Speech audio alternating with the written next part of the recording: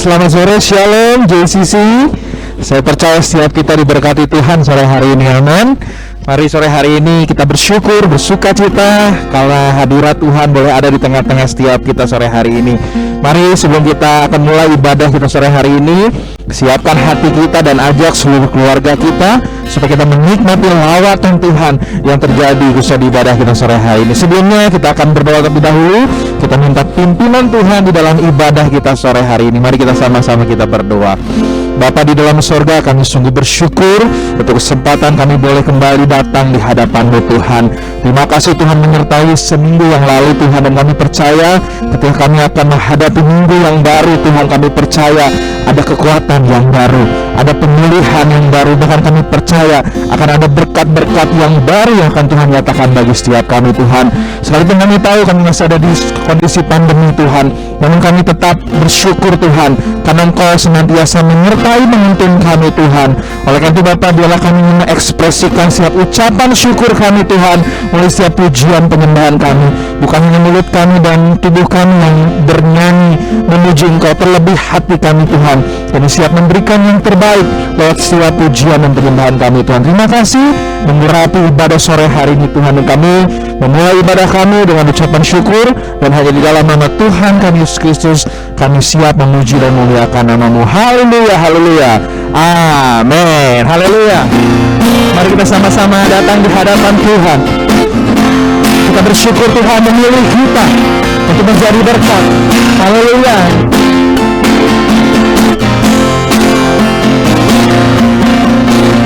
Kita dipilih dan dikuduskan untuk memberitakan perbuatannya. Sekarang saatnya bangkit nyatakan, Yesuslah Raja pemenang. Untuk selamanya Dia berkuasa, tak diberikan bagi kita. Kerajaannya takkan tergoncangkan. Sampai selamanya pengharapan bergelora dalam kita. Kekal mulia nama-Mu Yesus Tuhan.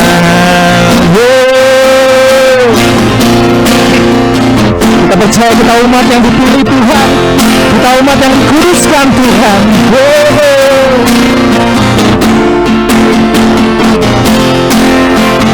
Kita berdiri dengan kuasa, sebab Roh yang dahsyat beserta kita.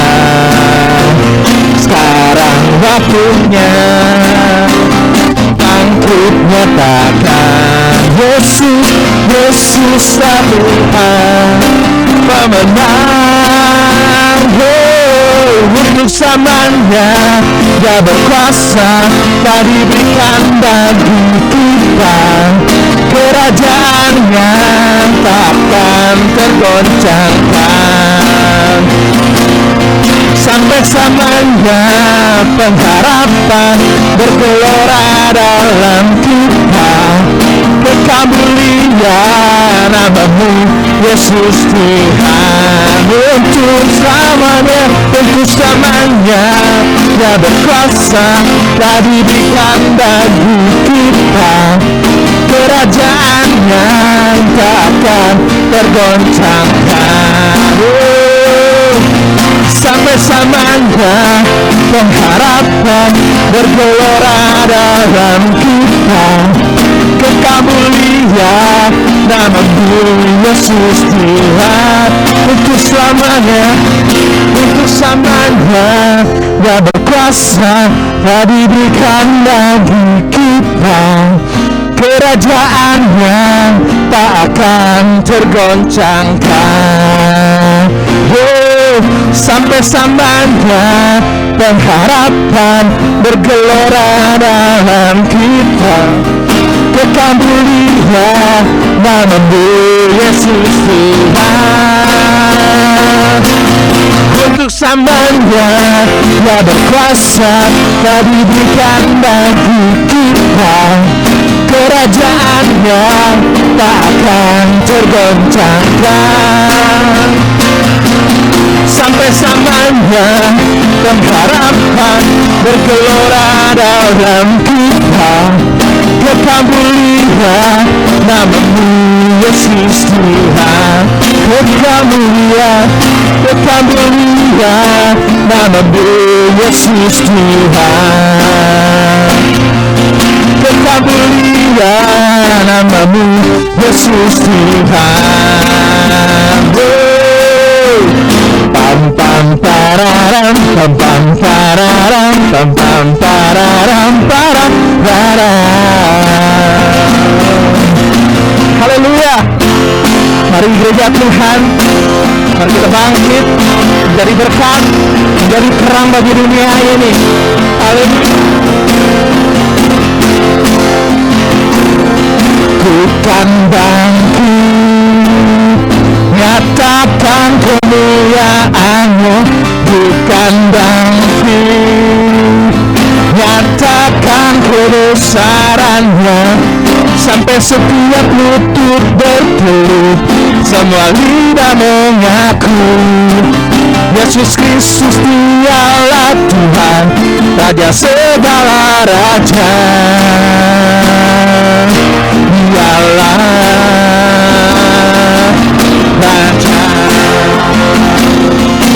Kita percayalah dan sudah memenuhi siap dituai.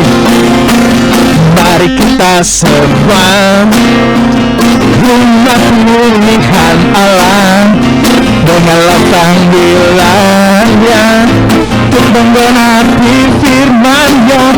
Sekaranglah waktunya untuk berdiri bagi bangsa ini. Mari maju umat pemenang. Ku kan bangkit, nyatakan kebesaran-Nya. Ku kan bangkit, nyatakan kebesaran-Nya, sampai setiap lutut bertelut, semua lidah mengaku Yesus Kristus Dialah Tuhan, Raja segala raja. Dialah ku kan bangkit, nyatakan kemuliaan-Nya. Ku kan bangkit, nyatakan kebesaran-Nya, sampai setiap lutut bertelut, semua lidah mengaku Yesus Kristus Dialah Tuhan, Raja segala raja. Dialah Raja, Dialah Raja, Dialah Raja.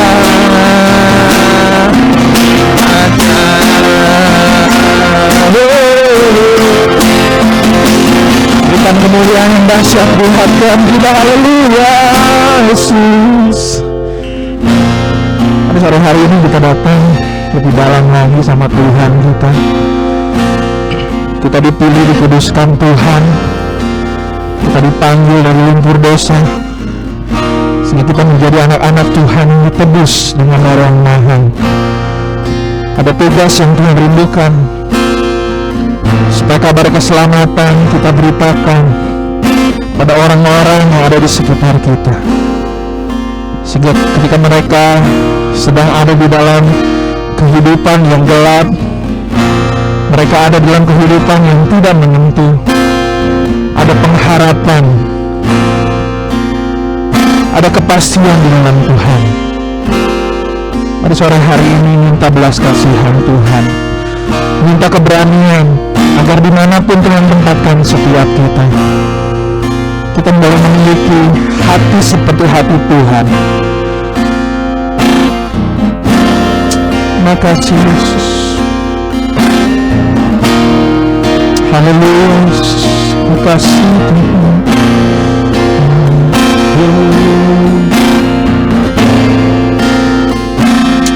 kasih.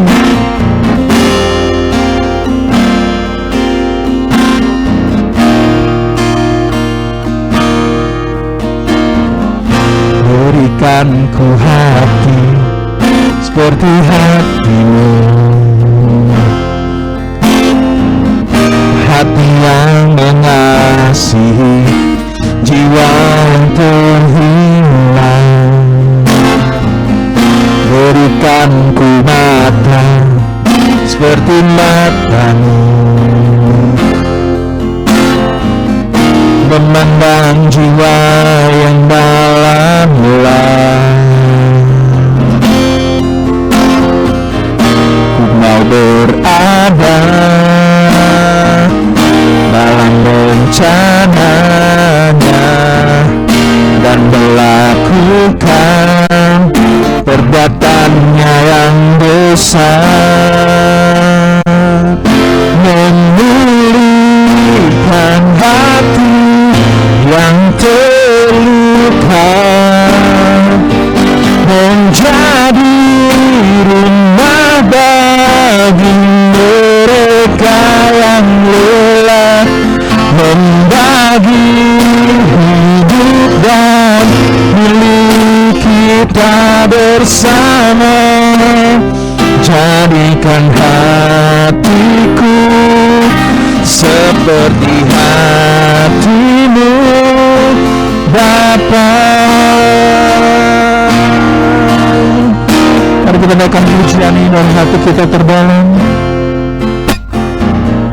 Berikan ku hati seperti hatimu,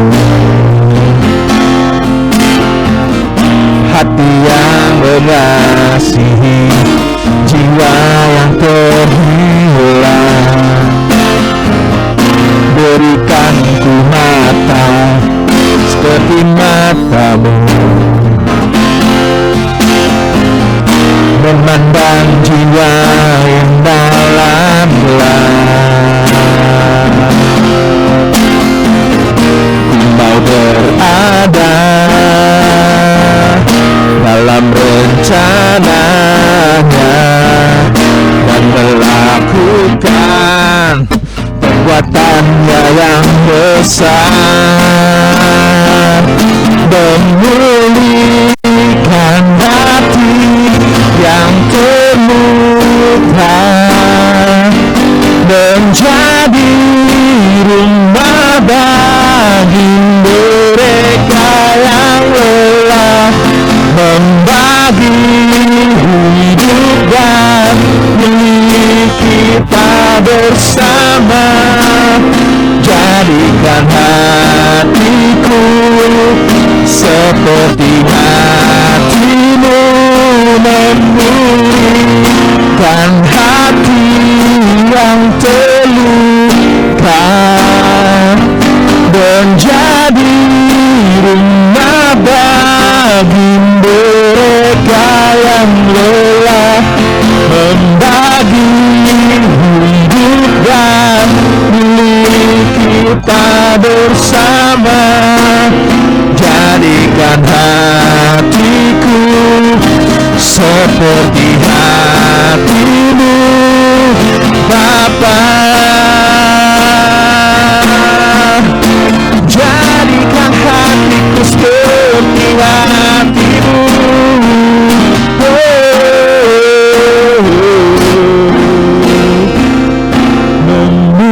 memulihkan hati yang terluka, menjadi rumah bagi mereka yang lelah, membagi hidup dan milik kita bersama. Jadikan hatiku seperti hatimu, memulihkan hati yang terluka, menjadi rumah bagi mereka yang lelah, membagi hidup dan milik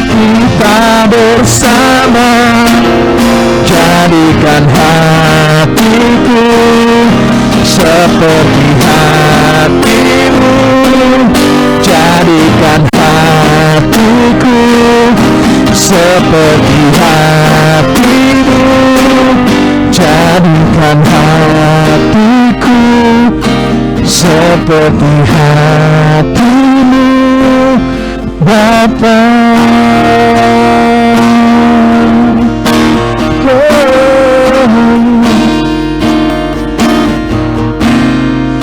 Terima kasih Yesus.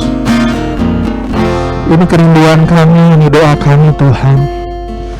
Berikan hati seperti hatimu Tuhan. Berikan mata kami seperti matamu Tuhan, untuk melihat Tuhan jiwa-jiwa yang di sekitar kami Tuhan. Hari-hari ini Tuhan, kami tahu ini season yang gak mudah untuk kami semua Tuhan. Oleh karena itu Bapa, mampukan kami ketika kami sudah mengalami kasih Tuhan yang sempurna Tuhan. Ajar kami juga untuk melihat dan membagikan kasih itu untuk orang-orang sekitar kami Tuhan. Banyak yang hari ini putus asa, banyak yang hari ini udah undur Tuhan. Banyak yang hari ini Tuhan mungkin mereka juga gak berani untuk melangkah ke depan Tuhan dengan situasi yang ada. Tapi biarlah sore hari ini Tuhan, kami tahu kami masih punya Engkau Tuhan. Masih ada harapan bersama dengan Tuhan. Berikan keberanian, dan biar Roh Kudus terus memampukan kami menjadi berkat dan terang dimanapun kami berada. Berkati hamba-Mu, ketika firman Tuhan disampaikan kami percaya itu isi hati Tuhan yang akan siap memperlengkapi kami supaya kami menjadi saksi-saksi-Mu dimanapun kami berada. Hati kami siap untuk belajar firman-Mu dan diberkati oleh firman-Mu Tuhan. Demi nama Tuhan Yesus kami berdoa. Haleluya. Amin.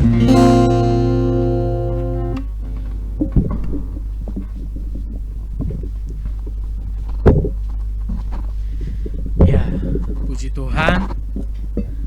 Shalom jemaat yang dikasih Tuhan, kita bersyukur pada sore hari ini kembali kita boleh berkumpul bersama. Saya ucapkan terima kasih untuk setiap saudara seiman yang sudah mendukung doa untuk saya bersama dengan keluarga, sehingga di minggu yang lalu atas kemurahan Tuhan dalam kasih setia Tuhan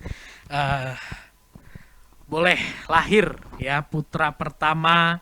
Saya bersama dengan istri Gevariel Yam Setiawan. Terima kasih untuk dukungan doa dan support semuanya dari saudara-saudara sekalian. Pujian yang terakhir, pujian yang sangat indah, saudara, menyatakan bahwa kerinduan kita, berikan ku hati seperti hatimu. Ya, yang penuh belas kasih kepada jiwa-jiwa yang terhilang. Berikan ku mata seperti matamu, supaya aku melihat jiwa-jiwa yang dalam gelap itu penuh dengan belas kasih. Saudara, kalau kita renungkan, jika Tuhan tidak memiliki hati yang penuh kasih terhadap jiwa-jiwa yang terhilang, jika Tuhan menutup mata terhadap pribadi-pribadi manusia-manusia yang hidup di dalam gelap, saya percaya saudara, Dia tidak akan meninggalkan sorga mati di kayu salib menebus kita semua. Hari ini kita boleh memperoleh keselamatan. Hari ini kita boleh memperoleh pengampunan dosa. Itu semua terjadi karena Dia punya hati yang luar biasa. Itu semua terjadi karena matanya tidak tertutup ketika kita berjalan dalam kegelapan. Hatinya tidak tertutup ketika kita menjauh dari Dia. Kasih yang begitu luar biasa, saudara. Dan ini yang menjadi kerinduan Tuhan juga ada di dalam kehidupan setiap kita. Bagaimana kita yang dikatakan anak-anaknya itu memiliki hati yang sama dengan Dia, memiliki sudut pandang yang sama dengan Dia. Ya, seminggu ini ketika saya memposting foto dari anak pertama saya, orang banyak katakan, wah mirip bapaknya, wah mirip mamanya, wah ada yang mirip bapak, ada yang mirip mama, yang pasti bulet katanya gitu ya. Identitas orang tua itu sesungguhnya sangat melekat di dalam diri anaknya. Ada sebuah kemiripan yang tidak bisa dipungkiri, saudara. Begitu juga kita, ketika kita mengenal, kita percaya bahwa kita ini adalah anak-anak Allah, seharusnya ada sebuah kemiripan. Dalam hal apa? Hari ini kita mau belajar. Dalam hal hati yang penuh belas kasih dan mata yang melihat jiwa-jiwa yang berjalan di dalam gelap.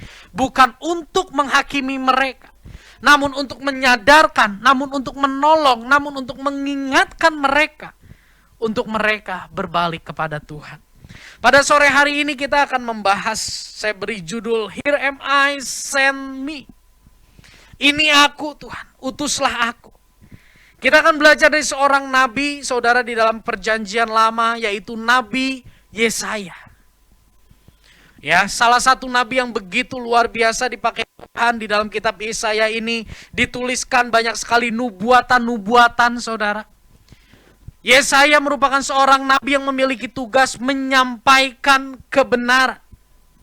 Dan Yesaya ini melayani, saudara, menyampaikan kebenaran ini dari zaman Raja Uzia sampai zaman Raja Hizkia. Kurang lebih 50 tahun. Di mana kondisi bangsa Israel saat itu mereka sangat keras hati. Mereka tegar tengkuk, mereka berpaling dari Tuhan. Mereka menolak kebenaran yang disampaikan oleh Yesaya. Mereka menolak kata-kata tuntunan firman Tuhan yang disampaikan oleh Yesaya. Ya, kebobrokan yang luar biasa, penolakan terhadap kebenaran. Dan sejarah mencatat, saudara, bahwa Yesaya meninggal dengan cara digergaji. Kenapa dia sampai meninggal dengan cara yang demikian? Karena dia tekun memberitakan kebenaran. Karena di tengah penolakan dia tidak berhenti. Di tengah penolakan dia tidak tinggal diam. Dia terus menyampaikan firman Tuhan. Menyampaikan kebenaran hingga pada suatu saat dalam pemerintahan Raja Manasye. Ya, Yesaya martir. Menjadi seorang martir. Dibelah menjadi dua menggunakan gergaji. Saudara, di dalam kitab Yesaya sangat luar biasa. Di situ Tuhan mencurahkan isi hatinya kepada Yesaya. Di situ Tuhan mencurahkan apa yang menjadi agendanya bagi Israel. Janji pemulihan, janji-janji mesianik begitu luar biasa. Dan di dalam Yesaya 1 ayat yang kedua sampai dengan ayat yang ke-6. Mati. Oke. Ya, Yesaya 1 ayat yang kedua sampai dengan ayat yang ke-6, demikian firman Tuhan. Dengarlah hai langit dan perhatikanlah hai bumi. Sebab Tuhan berfirman, aku membesarkan anak-anak dan mengasuhnya, tetapi mereka memberontak terhadap aku. Lembu mengenal pemiliknya, tetapi Israel tidak. Keledai mengenal palungan yang disediakan oleh tuannya, tetapi umatku tidak memahaminya. Celakalah bangsa yang berdosa, kaum yang syarat dengan kesalahan, keturunan yang jahat-jahat, anak-anak yang berlaku buruk, mereka yang meninggalkan Tuhan, menista yang maha kudus, Allah Israel, dan berpaling membelakangi dia. Ayat 5, di mana kamu mau dipukul lagi, kamu yang bertambah murtad, seluruh kepala sakit dan seluruh hati lemah lesu. Dari telapak kaki sampai kepala tidak ada yang sehat, bengkak dan bilur dan luka baru, tidak dipijit dan tidak dibalut dan tidak ditaruh minyak. Ayat ini menggambarkan curahan isi hati Tuhan kepada Yesaya. Yesaya seorang nabi yang begitu dekat dengan Tuhan. Dan Tuhan mencurahkan isi hatinya. Bagaimana Tuhan melihat Israel. Di mata Tuhan, Israel itu seperti anak yang diasuh tetapi memberontak terhadap orang tuanya. Di mata Tuhan, Israel itu seperti lembu yang tidak mengenal pemiliknya. Ya, kalau lembu saja mengenal pemiliknya, Israel dikatakan tidak mengenal pemiliknya. Artinya di sini Tuhan mencurahkan bagaimana hatinya begitu pilu, kebobrokan terjadi di tengah bangsa Israel saat itu. Ya, Tuhan katakan celakalah bangsa yang berdosa, kaum yang syarat dengan kesalahan, keturunan yang jahat-jahat, anak-anaknya berlaku buruk, meninggalkan Tuhan, menista yang maha kudus Allah Israel, dan berpaling membelakangi dia. Ayat 5 dikatakan Tuhan sampai bingung, saudara. Ya. Ayat 5, ayat 6 kalau saya baca agak lucu juga gitu ya. Maksudnya Tuhan sampai bingung, ini Israel ini mau di bagian mana lagi dipukul. Kalau diibaratkan sebagai tubuh, ya semakin dipukul dia makin bertambah murtad, ayat 5. Dari kepala dan seluruh hati lemah lesu. Ayat 6, telapak kaki sakit, kepala sakit, nggak ada satu bagian pun yang sehat. Bengkak, bilur, luka baru, kenapa? Terjadi karena pemberontakan demi pemberontakan, ganjaran, hajaran demi hajaran, saudara, yang Tuhan lakukan bagi bangsa Israel. Tapi bangsa Israel tidak kunjung bertobat. Bangsa Israel tidak kunjung balik kepada Tuhan. Ya, udah dijebrot di mana-mana, saudara ya. Udah dipukul di mana-mana, udah dihukum dengan berbagai kejadian. Tapi itu tidak membuat bangsa Israel berbalik kepada Tuhan. Yesaya menjadi seorang pribadi yang bisa kita tahu bahwa dia adalah sahabat Allah. Karena Allah mencurahkan isi hatinya kepada Yesaya. Allah mencurahkan apa yang ada dalam sudut pandangnya memandang Israel. Mungkin Yesaya sebelum Tuhan mencurahkan ini, Yesaya mungkin tidak memandang Israel sedemikian parah. Tapi di momen itu Tuhan mencurahkan, ini loh di mataku Israel itu seperti ini. Bayangkan. Ya, dan inilah yang tadi kita sama-sama nyanyikan. Berikan kami hati seperti hatimu. Berikan kami mata yang melihat. Disinilah titik di mana Tuhan menyatakan, mengungkapkan apa yang ada di matanya tentang kehidupan kita pribadi dan kehidupan orang-orang yang ada di sekitar kita. Yang menarik, saudara, dalam kondisi demikian, dalam Tuhan mencurahkan isi hati, kebobrokan yang terjadi, kita lihat Yesaya 6 ayat yang ke-8. Di dalam Yesaya 6 ayat yang ke-8, tiba-tiba Yesaya mendengar suatu suara yang dia katakan suara Tuhan berkata, siapakah yang akan kuutus? Dan siapakah yang mau pergi untuk aku? Maka sahutku, kata Yesaya, ini aku, utuslah aku. Di dalam kondisi Tuhan mencurahkan isi hatinya kebobrokan bangsa Israel, ternyata Tuhan tetap mengasihi bangsa Israel. Sekalipun mereka bobroknya luar biasa, sekalipun dibandingkan dengan lembu, lembu masih tahu pemiliknya.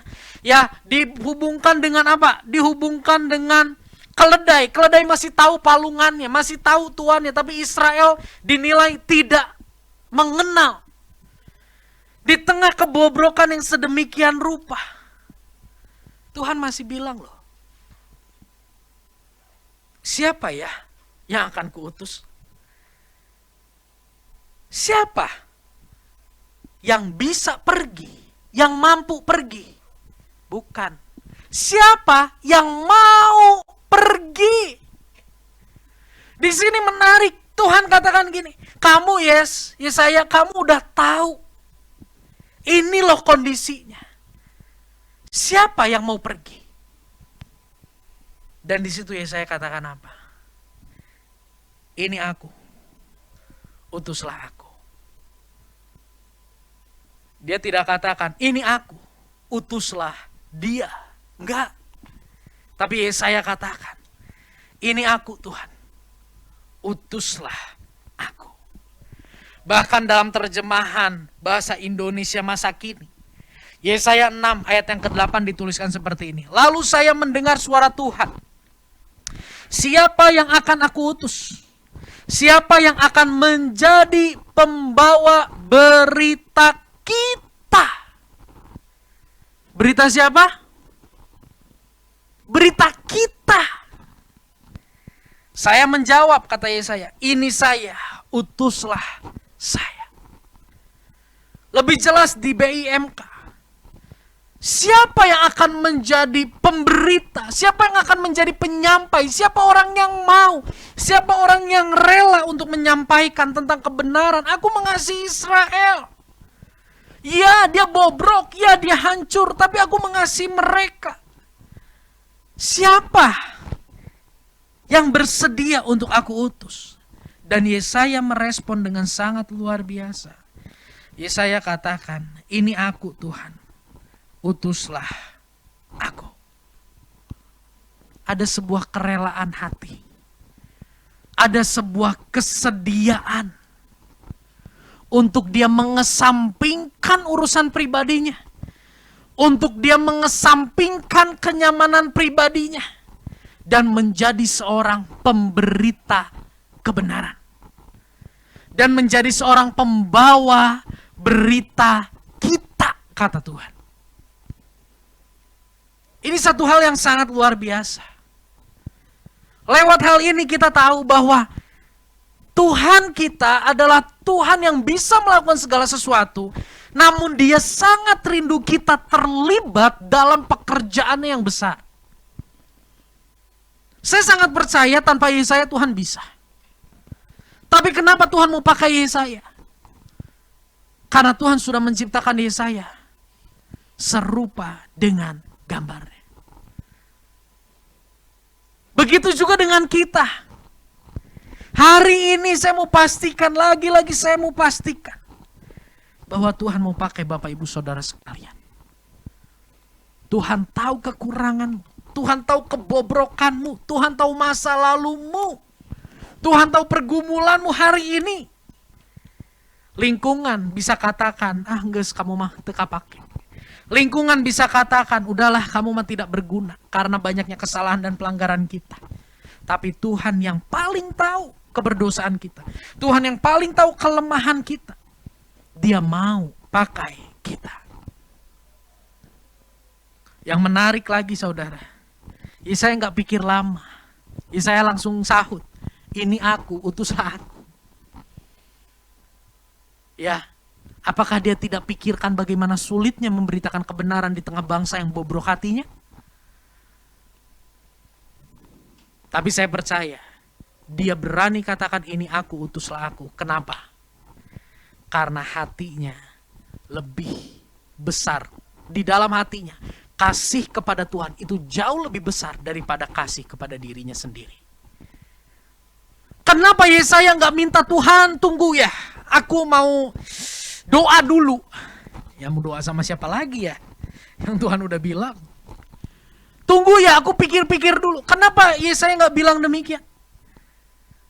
Karena ketika Tuhan mencurahkan isi hatinya kepada Yesaya, Yesaya punya hati yang mengasihi Tuhan lebih dari mengasihi dirinya sendiri. Sehingga ia dengan rela katakan, ini aku Tuhan, utuslah aku. Menarik saudara. Seringkali kita enggan mengatakan ini. Ini aku Tuhan, utuslah aku. Kenapa? Karena kita mikir, aduh susah ya, aduh nanti aku gak nyaman, aduh nanti aku ini dan itu, aku nanti tambah repot, Di situ menunjukkan bahwa kita masih lebih mengasihi diri sendiri daripada mengasihi Tuhan. Hukum yang utama dan terutama bukan kasihilah dirimu sendiri. Hukum yang utama dan terutama adalah kasihilah Tuhan Allahmu dengan segenap, dan segenap. Yesaya 6 ayat yang ke-7. Firman Tuhan katakan gini. Di dalam penglihatan itu ada seorang malaikat. Ya.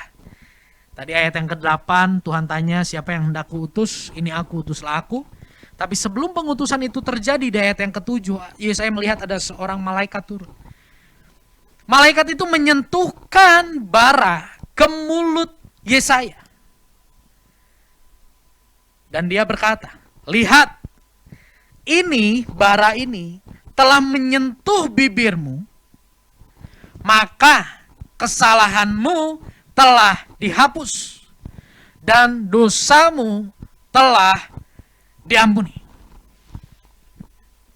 Jadi, saudara, sebelum Yesaya 6 ayat yang ke-8, ini aku, utuslah aku, Tuhan lakukan sesuatu yang tidak bisa Yesaya lakukan, yaitu apa? Mengampuni, menguduskan, menyucikan. Baru setelah disucikan, dikuduskan, Yesaya punya mindset yang berbeda. Gak lagi terfokus pada dirinya sendiri. Setelah disucikan, dikuduskan, Yesaya punya kesiapan yang luar biasa untuk bergerak menjadi pembawa berita. Ada pujian lama. Kita harus membawa berita. Apa? Ya itulah ya, lagunya tentang pengabaran Injil. Bukan berita hoax, bukan gosip, tapi berita tentang kebenaran. Sebelum Yesaya diutus oleh Tuhan, Tuhan menyucikan, mengampuni dosanya. Di sini kita bisa melihat bahwa Allah tidak asal menetapkan orang untuk menjalankan tugas menyampaikan berita Tuhan. Ya, orang tanpa dikuduskan, tanpa disucikan, mindsetnya itu terus terfokus pada dirinya sendiri. Tapi lewat pengudusan, lewat penyucian, seseorang bisa punya mindset yang baru. Inilah yang Paulus katakan, barang siapa di dalam Kristus, ia adalah ciptaan yang baru. Yang lama sudah berlalu, yang baru sudah datang. Apanya yang baru? Bolehlah model rambutnya yang baru. Tapi nggak usah di dalam Yesus, model rambut pun bisa jadi baru. Apa yang baru di dalam Yesus? Yang baru di dalam Yesus adalah pikiran, hati, sudut pandang yang akan nampak melalui perilaku, perkataan, keputusan, dan prioritas kehidupan. Ya, sebelum Yesaya menjalankan tugas, Tuhan terlebih dahulu sudah menjalankan sesuatu yang sangat luar biasa, menguduskan dia. Tanpa dikuduskan, seseorang pikirannya itu tertutup. Ada selubung, ya. Ada selubung yang menutupi, sehingga ketika Tuhan mencurahkan isi hatinya, tidak ada gairah di dalam hidupnya untuk menjadi pembawa berita seperti yang Yesaya lakukan. Saudara, Petrus katakan gini, 1 Petrus 2 ayat 9. Tetapi kamulah bangsa yang terpilih, imamat yang rajani, bangsa yang kudus, umat kepunyaan Allah sendiri, supaya kamu memberitakan perbuatan-perbuatan yang besar dari Dia, yang telah memanggil kamu keluar dari kegelapan kepada terangnya yang ajaib. Di dalam ayat ini dikatakan ini, tetapi kamulah bangsa yang terpilih.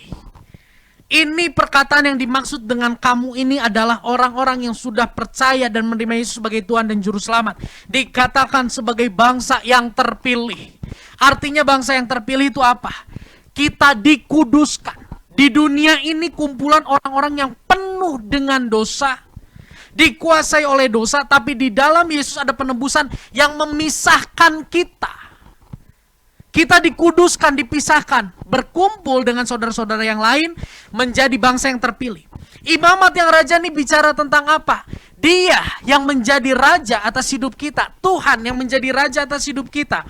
Bangsa yang kudus bicara apa? Sekumpulan orang yang dikuduskan oleh darah Yesus.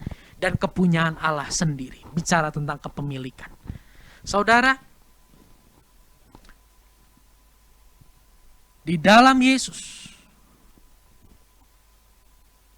iman kita kepada Yesus itu bukan iman yang duduk diam tunggu mati masuk sorga. Keselamatan Dia berikan cuma-cuma. Namun ada bagian, ada tanggung jawab yang harus kita kerjakan dalam mengisi hari-hari kita. Apa tanggung jawabnya? Supaya kita memberitakan perbuatan-perbuatan yang besar dari Dia. Supaya kita menjadi pembawa berita tentang Tuhan. Supaya kita menyuarakan kebenaran. Supaya kita menyuarakan pertobatan. Supaya kita menyuarakan firman yang adalah kebenaran. Sehingga orang yang mendengarnya boleh diteguhkan, boleh disadarkan, boleh diingatkan untuk mengalami pertobatan. Itu tugas kita. Orang yang ditetapkan Allah untuk memberitakan kebenaran. Kebenaran ini lebih dari sekedar nilai moral. Adalah orang yang telah dikuduskan dan diampuni dosanya. Ini menjadi pertanda bahwa kita memiliki tanggung jawab sebagai orang yang telah dikuduskan dan diampuni dosanya. Kita punya tanggung jawab untuk menjadi pemberita kebenaran. Kita punya tanggung jawab untuk menjadi pemberita Injil. Mari saudara. Ya, ikut Tuhan itu bicara tentang sangkal diri, pikul salib. Bukan bicara tentang kenyamanan kita sendiri. Jangan sampai hari ini kita ikut Tuhan supaya sehat. Kita ikut Tuhan supaya diberkati. Kita ikut Tuhan supaya dilancarkan. Sudah besar yang Tuhan kasih buat kita. Hari ini mari jangan jadi anak-anak terus. Kenapa saya katakan anak-anak? Anak-anak secara rohani mungkin usianya bisa puluhan tahun. Tapi karakter rohaninya terus meminta kepada Tuhan. Terus meminta Tuhan memperdulikan hatinya tanpa mau memperdulikan hati Tuhan. Yesaya menjadi gambaran bagi kita semua. Dia menjadi pribadi yang tidak lagi memikirkan perasaannya. Tapi dia lebih mengutamakan perasaan Tuhan. Jangan hanya menuntut Tuhan mengerti perasaan kita, tapi cobalah mengerti perasaan Tuhan. Maka dari itu tadi lagu kita nyanyikan sama-sama. Berikanku hati seperti hatimu. Mari saudara. Tanpa hati yang dari Tuhan, kita tidak bisa menjalankan tugas ini. Tuhan mau kita menjadi pemberita Injil. Tuhan mau kita menjadi pemberita kebenaran. Yang membawa orang kembali kepada pertobatan, berbalik kepada Tuhan. Yang menjadi pertanyaan yang pertama saudara. Adakah kita memandang bahwa berita Injil merupakan hal yang penting? Hari ini, apakah kita memandang bahwa berita Injil itu merupakan hal yang penting? Injil itu bicara tentang apa? Injil itu bicara tentang apa yang sudah Tuhan berikan buat kita. Dalam konteks, dia sudah memberikan nyawanya, dia datang ke dunia, dia mati di kayu salib, dia bangkit di hari yang ketiga. Itulah Injil. Masihkah berita itu menjadi penting bagi kita atau hari ini itu menjadi satu berita yang udah biasa kita dengar? Sehingga kita memandang itu sebagai hal yang ya memang seperti itu. Tapi biarlah kita jangan sampai kehilangan esensi dari berita Injil. Adakah hari ini kita memandang bahwa Injil itu merupakan suatu hal yang sangat penting? Saudara, di pertengahan tahun kemarin, sekitar bulan Juli situ, COVID lagi tinggi-tingginya ya di Indonesia ya. Ada satu obat yang dikatakan obat cacing yang belum disahkan lah. Tapi orang berburu itu. Harganya menjadi berapa? Dari berapa jadi berapa ya? Pak David waktu itu sempat dari 4.000. Iya. Dari 25 ribuan jadi sekitar 400 ribu. Harganya melonjak. Kenapa? Karena di dalam kondisi COVID itu, obat itu menjadi sangat penting. Obat itu menjawab kebutuhan. Makanya orang kejar-kejar untuk cari. Makanya orang berusaha untuk mendapatkan sekalipun harganya mahal. Makanya orang ketika Anda saudaranya sakit, dia berusaha cari mana tuh obat, berapa saya beli, kasih saudaranya. Padahal itu obat cacing. Padahal obat itu bisa menyembuhkan corona, tapi suatu saat orang itu pun akan meninggal. Hari ini saya mau katakan bahwa kita hidup dalam kondisi pandemi yang sangat luar biasa. Bukan pandemi COVID-19. Pandemi dosa. Virusnya bukan COVID-19, tapi virusnya bernama dosa. Dan obatnya itu adalah Injil. Di mana di dalam Injil itu, saudara, di situ kita bisa tahu sekalipun kita berdosa, Tuhan tetap mengasihi kita. Di dalam Injil itu kita tahu bahwa sekalipun kita ngerasa udah bobrok, hancur, gak bisa berubah, kita udah jadi sampah, tapi Tuhan tetap memperlakukan kita lebih istimewa dari sorga. Dia mati di kayu salib. Mari saudara, ya, jangan hanya rajin melakukan protokol kesehatan yang hari ini ditambah M-nya. Ya, dari 3M, 4M, 5M, 6M. Yang pada akhirnya akan berujung juga dengan M yang terakhir. Apa itu? Modar, mati. Ya, kita jaga protokol kesehatan supaya kita nggak terpapar COVID. Tapi kita nggak jaga hati kita untuk tetap dalam kebenaran. Padahal saat ini adalah pandemi virus dosa yang begitu luar biasa. Dan kalau obat COVID-19 yang dicari di masa berapa bulan yang lalu itu begitu dicari luar biasa. Saya mau katakan, Injil ini menjadi obat yang luar biasa untuk namanya virus dosa. Untuk menolong, membangkitkan semangat, membangkitkan pengharapan, membangkitkan pengharapan, bahkan ada keselamatan. Obatnya namanya Injil. Jadi jangan pernah pandang remeh berita Injil. Jangan pernah pandang remeh tentang kasih Tuhan di atas kayu salib, saudara. Jangan sampai kita hari ini hanya memandang kasih Tuhan. Oh, Tuhan mengasihi saya ketika saya diberkati secara materi. Sekalipun Anda mungkin secara materi kekurangan, tapi Tuhan sudah mati bagi Anda. Itu Anda sudah memperoleh kasih yang luar biasa. Roma 1 ayat 16-17 firman Tuhan berbunyi gini. Sebab aku, kata Paulus, mempunyai keyakinan yang kokoh dalam Injil. Karena Injil adalah kekuatan Allah, bukan kekuatan manusia. Yang menyelamatkan setiap orang yang percaya. Pertama-tama orang Yahudi, tetapi juga orang Yunani. 17.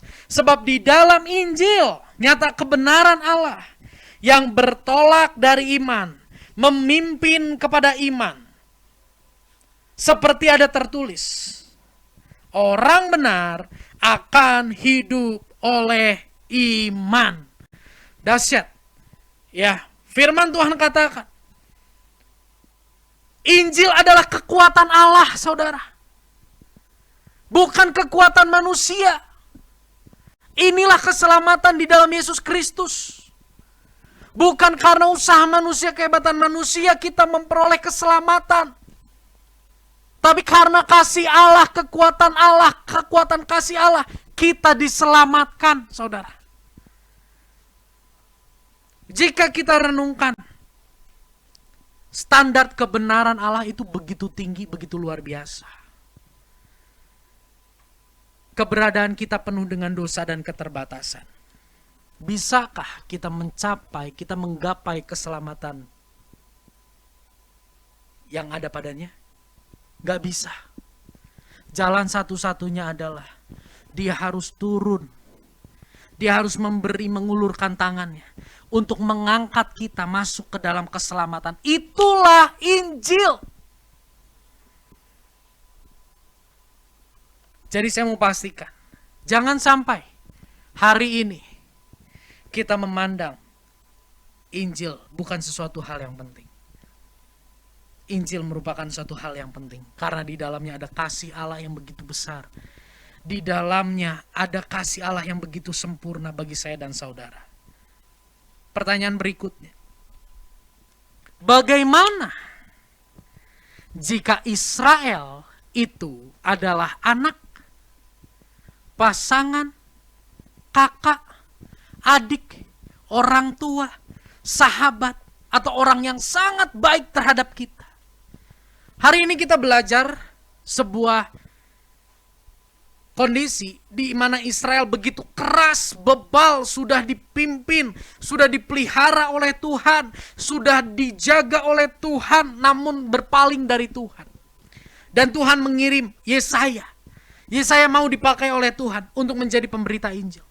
Jika hari ini kita melihat Israel itu adalah pasangan kita.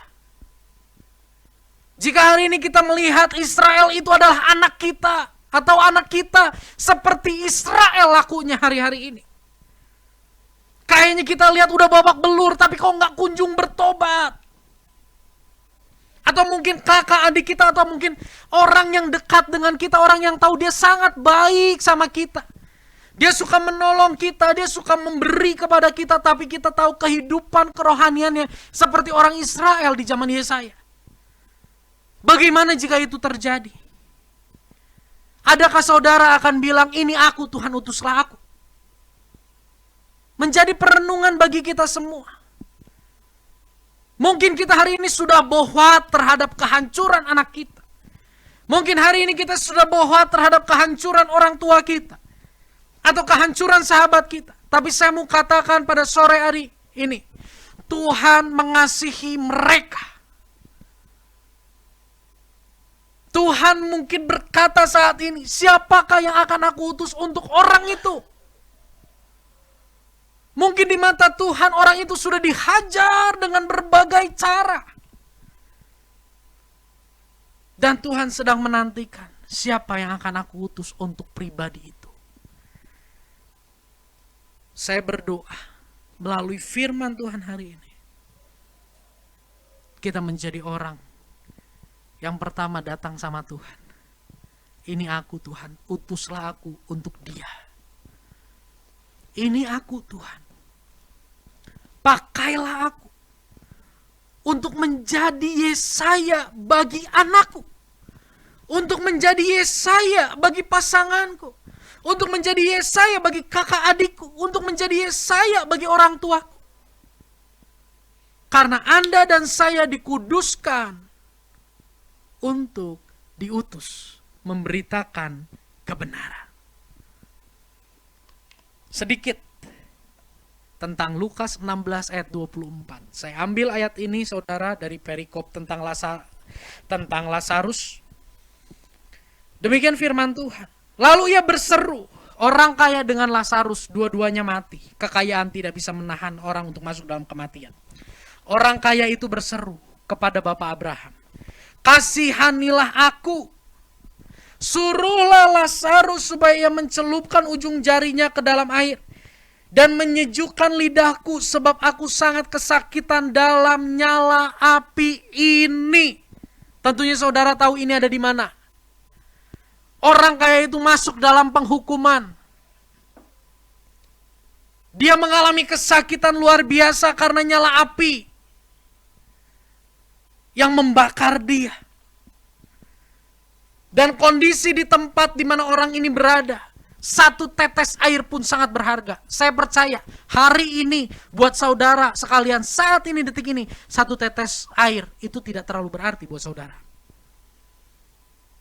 Karena saudara punya banyak air. Karena saudara ada di ruangan ber-AC. Saudara di ruangan yang hawanya nyaman, tidak menyebabkan dahaga. Tapi dalam tempat di mana orang kaya ini berada, di sana satu tetes air sangat berharga. Ini memberi kepada kita sedikit gambaran saudara. Bagaimana orang yang meninggal di luar Kristus akan mengalami penghukuman yang sedemikian rupa menyakitkan. Sampai satu tetes air pun itu sangat berharga. Jika hari ini saudara melihat anakmu seperti Israel yang bebal, keras, tegar tengkuk, akankah saudara biarkan anak saudara masuk dalam kondisi seperti orang kaya ini? Jika saudara melihat sahabat saudara, teman baik saudara mengalami seperti orang Israel yang bebal tengkuk, yang sudah jelas-jelas Tuhan pelihara, tapi berpaling meninggalkan Tuhan, adakah saudara akan berdiam diri? Sehingga pada saatnya nanti, sahabat saudara akan masuk dalam nyala api yang menyiksa ini. Saya percaya saudara tidak mau. Maka dari itu, ambil bagian kita. Kita tidak bisa menyelamatkan. tapi kita bisa menyampaikan jalan keselamatan. Kita bisa menjadi orang yang ngabibita orang sekitar kita untuk turut hidup dalam jalan keselamatan. Saya pernah sampaikan sedikit firman Tuhan renungan, saya katakan the power of ngabibita. Ya. Biarlah hari ini kita menjalankan tugas, menyampaikan kebenaran, menghidupi kebenaran. Injil bukan hanya keluar dari mulut kita, tapi nampak lewat hidup kita. Sehingga lingkungan kita tertarik untuk itu. Dan mungkin saudara hari ini bertanya, apa yang harus saya lakukan? Simple, ada 4 hal yang harus saya lakukan, yang bisa kita lakukan. Yang pertama, hati dan pikiran yang diperbaharui. Jika saudara sadar bahwa ada Israel di tengah lingkunganmu, dan saudara mau seperti Yesaya, ini aku, utuslah aku. Saat ini, sore ini, rendahkan hati di hadapan Tuhan. Minta agar hati dan pikiran kita diperbaharui. Berikanku hati seperti hatimu. Berikanku mata seperti matamu. Yang kedua, doakan. Bawa namanya setiap waktu dalam hidupmu. Saudara, saya adalah produk doa. Saya adalah buah doa. Dari seorang kakek yang tidak melihat. Dari seorang oma yang sangat sederhana. Dari orang tua yang tak pernah letih. Memperkatakan kebenaran walaupun terus ditolak.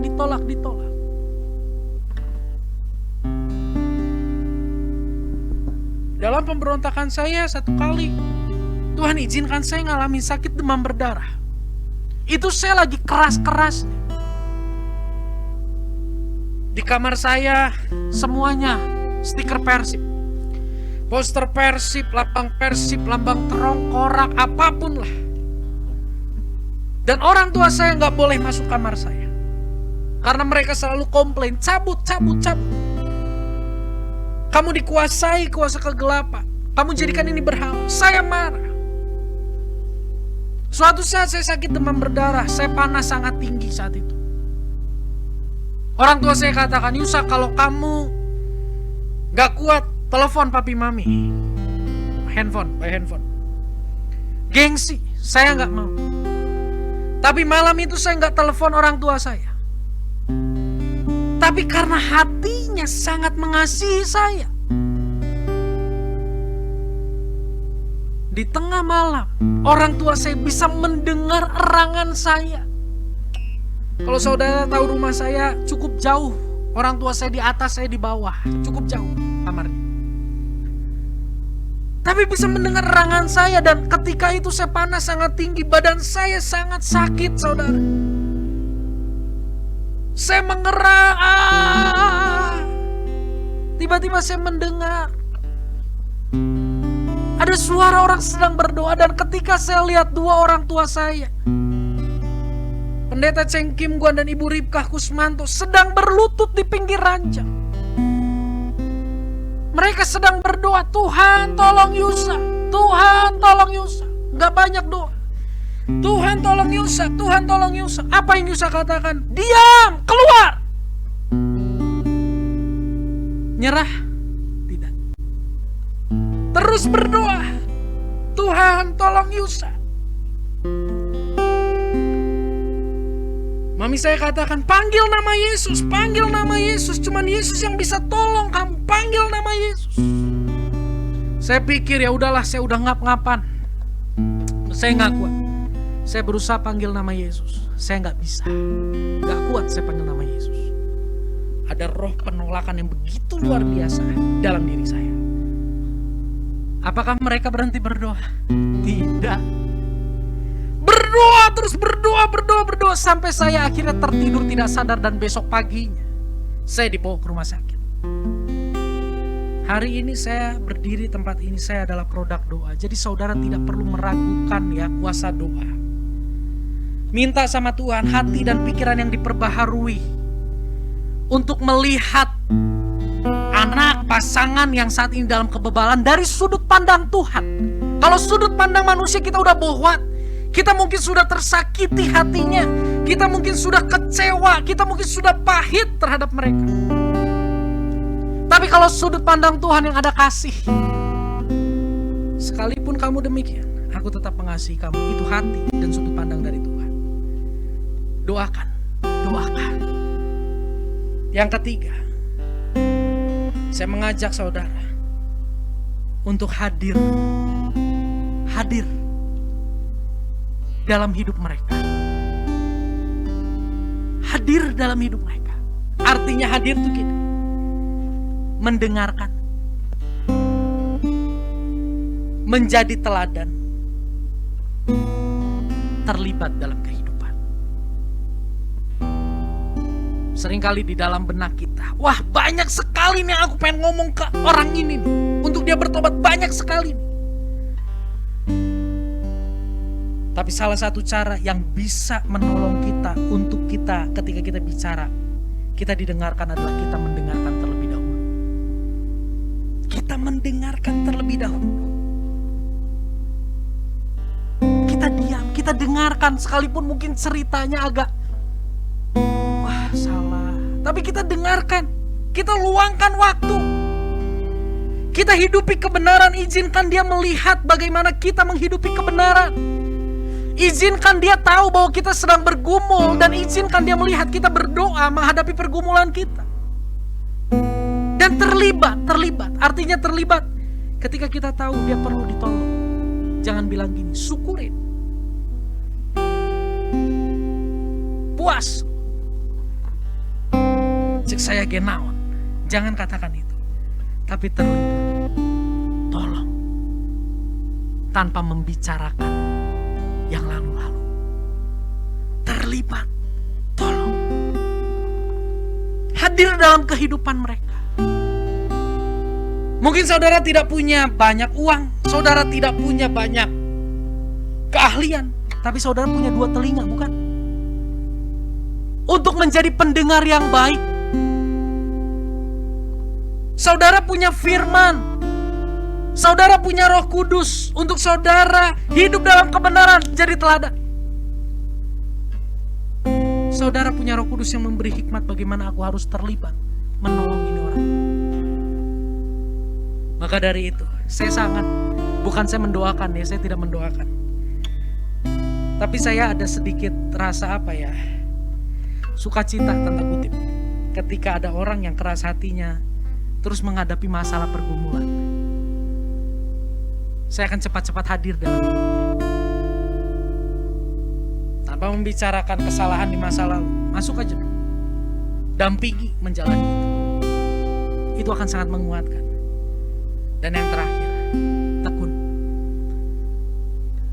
Ingat Matius 28, 19-20. Jadikan semua bangsa muridku, baptislah mereka dan seterusnya. Dan ingatlah, aku menyertai kamu sampai kepada akhir zaman. Kesudahan zaman artinya apa? Dia yang menguatkan kita. Dia yang akan membangkitkan semangat kita kembali ketika kita udah pasrah, capek. Ya, saya tahu orang tua saya capek ngadepin saya. Tapi karena Roh Kudus ada dalam hidup mereka, mereka tetap kuat. Sekalipun kayaknya makin kacau, makin membingungkan Yusak. Kalau gede mau jadi apa Yusak ini? Tapi dengan tuntunan Roh Kudus, hari ini saya bisa ada. Dan saya percaya ada buah doa dalam hidupmu. Ada buah-buah pelayanan yang tidak terlihat di layar Zoom. Di dalam hidup ketika engkau datang kepada anakmu, mendengarkan ceritanya, dia ada kesulitan apa menolong. Saya percaya itu pelayanan yang luar biasa. Ada seorang yang saya kenal. Dia lagi sangat antusias mengiring Tuhan, saudara. Dia ikut seminar, dia ikut pelatihan. Di dalam pelatihan itu dikatakan, ayo terlibat dalam kehidupan keluarga. Suatu saat di dalam seminar itu tiba-tiba lagi antusias nih. Waduh, sedang dalam hadirat Tuhan. Alkitab sudah terbuka, headset sudah terpasang. Waduh, ini Tuhan mau bicara apa lagi? Tiba-tiba ruangannya diketuk. Anaknya datang. Pak, ini gimana, Pak? Ajarin aku dong.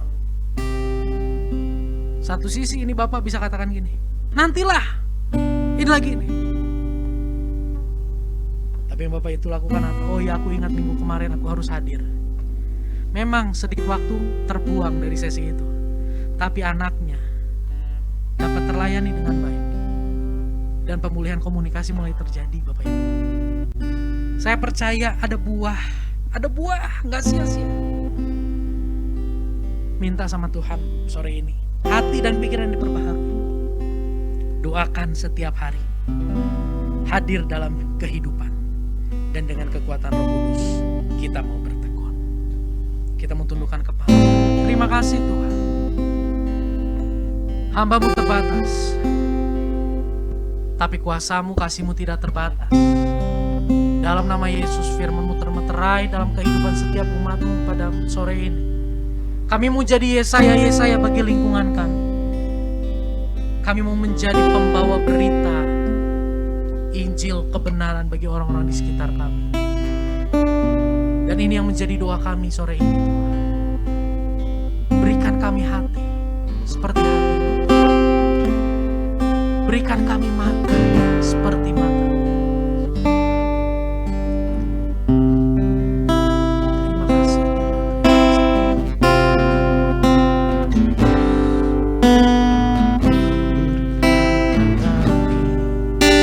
Seperti hatimu, kita naikkan pujian ini sama. hati yang mengasihi jiwa yang terhilang.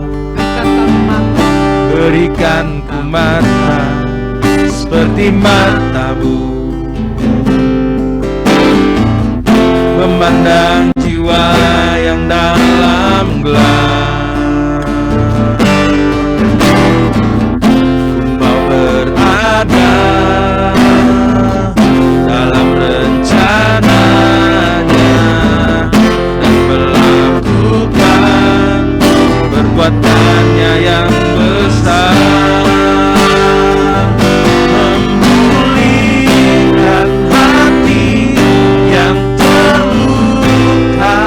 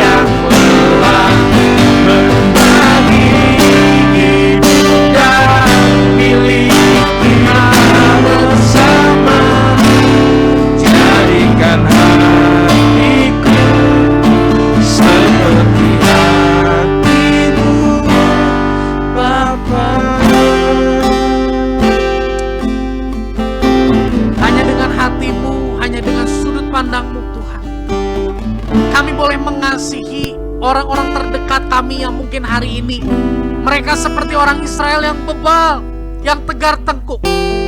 Jika hari ini Engkau melihat hati kami terluka oleh mereka, aku berdoa di dalam nama Yesus, kasih Tuhan memulihkan hati kami. Kasih-Mu, hati-Mu ada di dalam hidup setiap kami, sehingga kami boleh mengasihi sekalipun mereka pernah menyakiti kami. Di dalam nama Yesus, pikiran dan hati yang baru ada dalam hidup setiap umat, untuk kami menjadi Yesaya-Yesaya bagi orang-orang terdekat kami. Roh Kudus bantu kami untuk kami terus mendoakan mereka. Roh Kudus bantu kami untuk kami terus hadir dalam hidup mereka.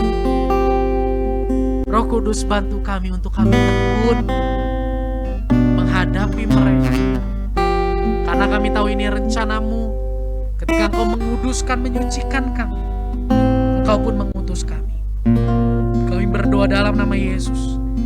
Setiap kami dipakai oleh Tuhan. Setiap kami mempersembahkan jiwa-jiwa yang ada di sekitar kami bagi kemuliaan nama.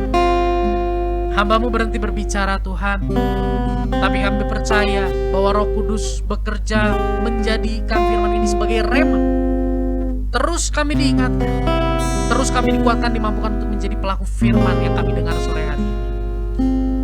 Kami bersatu berdoa untuk bangsa dan negara kami, Tuhan. Pulihkan Indonesia, lawat Indonesia di tengah permasalahan yang terjadi, Tuhan.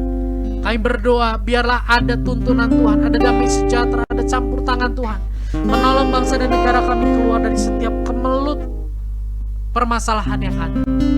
Kami berdoa buat komunitas kami GCC, Tuhan, diberikan, biarlah setiap kami terus semakin hari semakin antusias dalam mengenal dan mengalami Engkau, semakin antusias bersaksi, semakin antusias melakukan firman, menjadi integritas, menjadi teladan.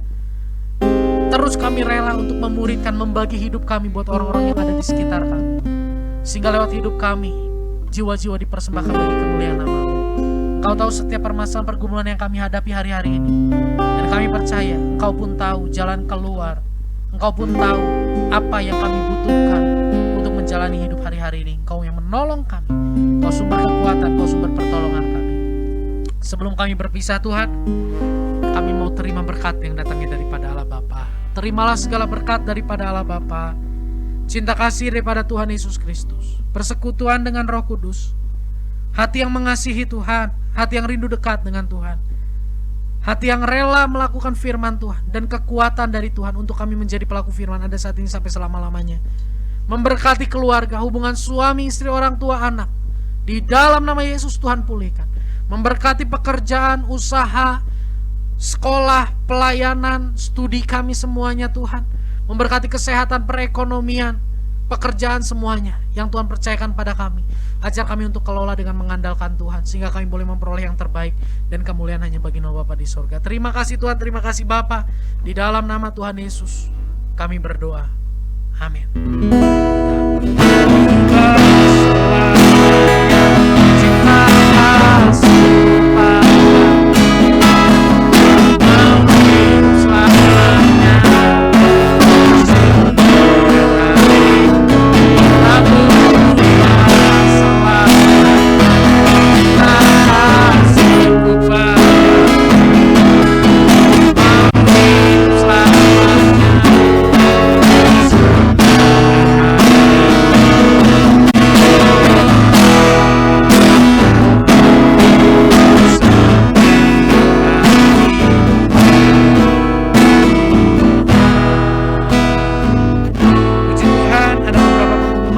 Sampaikan.